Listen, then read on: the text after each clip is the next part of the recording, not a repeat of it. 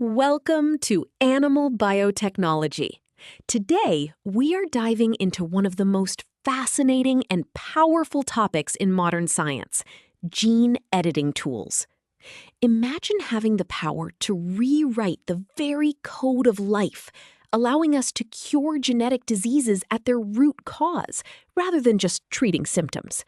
That is exactly what we will explore today as we learn how these molecular machines work. Before we look at the specific tools, let us understand why gene editing is so revolutionary. Think of DNA as a massive, billion-word instruction manual for a living organism. Sometimes, a single misspelled letter in this manual causes severe genetic diseases like sickle cell anemia. Gene editing acts exactly like the find and replace function on your computer. It allows scientists to go inside a living cell, locate that exact typo among billions of letters, and correct it permanently.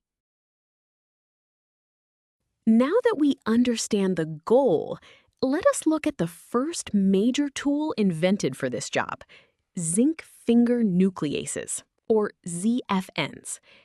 Think of a ZFN as a custom-built mechanical claw attached to a pair of scissors. The claw is the zinc finger domain, which feels its way along the DNA to find a specific sequence. The scissors are an enzyme called FOC1, which cuts the DNA. Because FOC1 only works when two of them come together, scientists must design a left and a right ZFN to make a successful cut. This brings us to how we design these tools. The length of the DNA sequence a ZFN can recognize is determined by a simple mathematical rule. The formula is NBP equals 3 times NZF. Here, NBP is the total number of DNA base pairs recognized.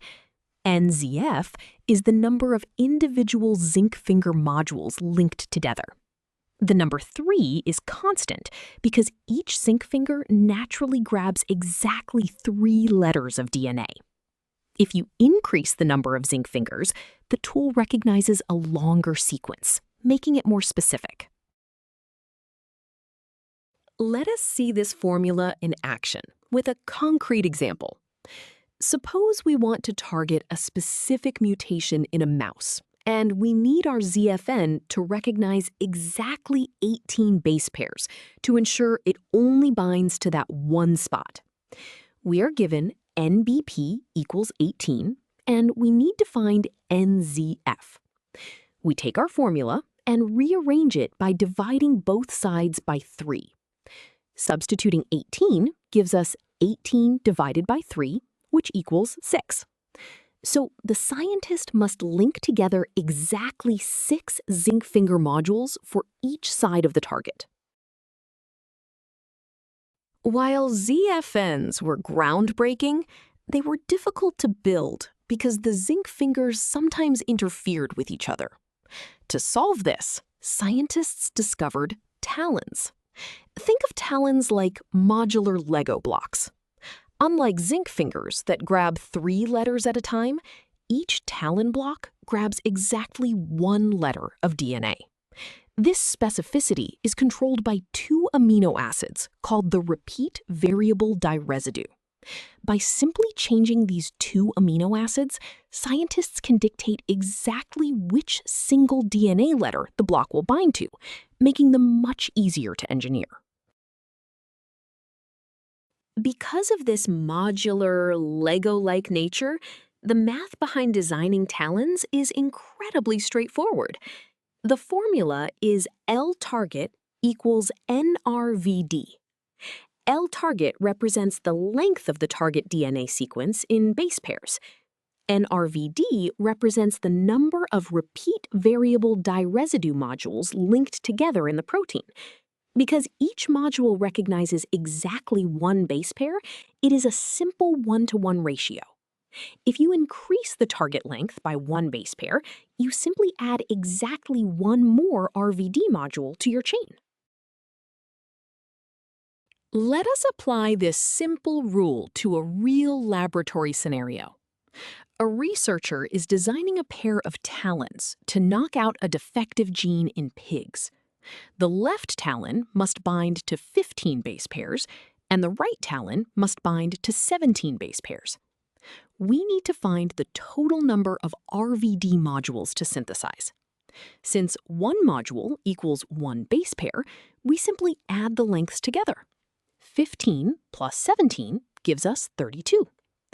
The researcher simply strings together these 32 specific blocks, perfectly matching the target sequence letter by letter. Talons were a huge improvement, but scientists still had to build a brand new protein for every new target. Enter CRISPR-Cas9, the absolute game changer. Imagine having a universal pair of GPS-guided scissors.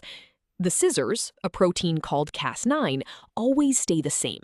You just hand them a cheap, easily printed piece of paper called guide RNA, which contains the target address.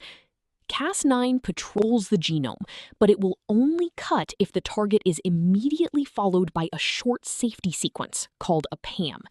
This made gene editing incredibly fast and accessible. With such a simple system, we must ask, how do we know CRISPR will not accidentally cut the wrong place? We calculate the probability of a random match using this formula. P-match is the probability of finding the target sequence by pure chance.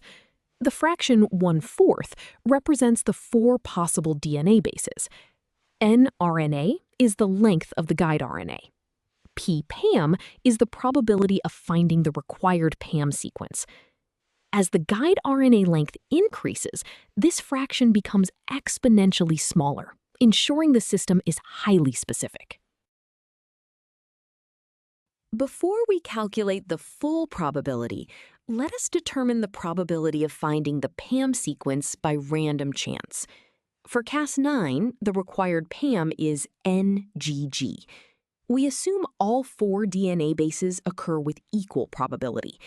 The first position, N, can be any base, so its probability is simply 1. The next 2 positions must specifically be guanine, each having a 1 in 4 chance. Multiplying 1 by 1/4 and again by 1/4 gives us a final answer of 1 in 16. This is the random chance of finding an NGG sequence.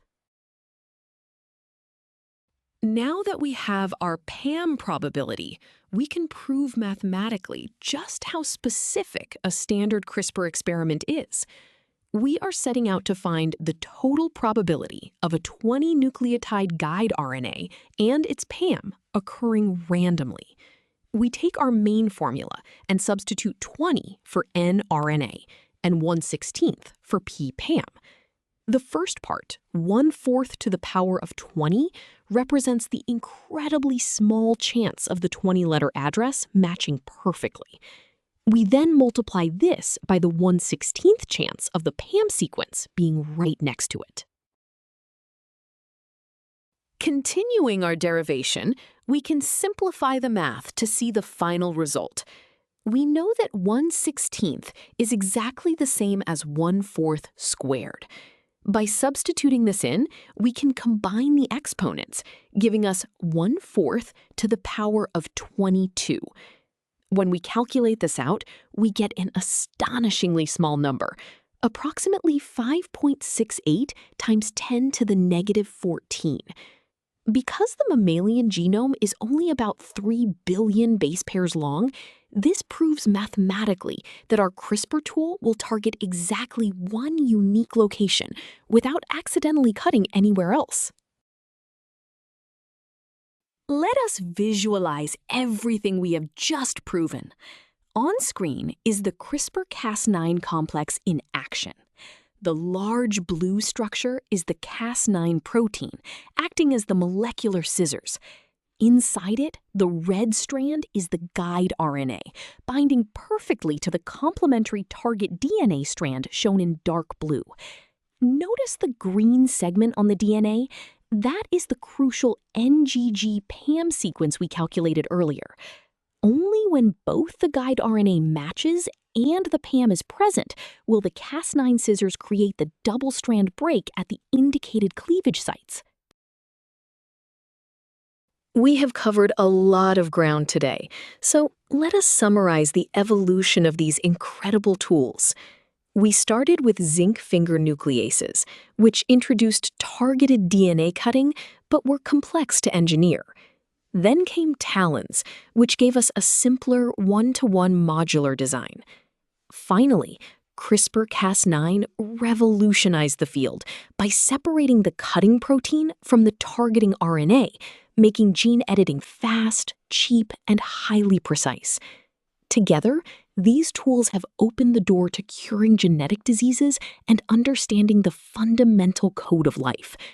Great job following along.